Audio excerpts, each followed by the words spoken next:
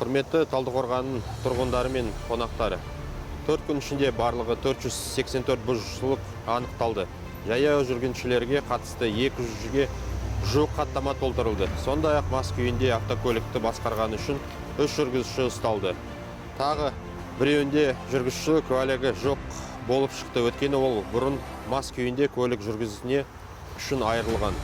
Сонымен қатар жүргізушілердің қауіпсіздігін белгілерін елемеу, ұялы телефондарын пайдалану, маневр жасау ережелерін бұзу және тағы басқа фактілері анықталды. Құрметті жол қозғалысына қатысушылар, жол қауіпсіздігі талаптарын және жол ережелерін қатаң сақтауды сұраймыз.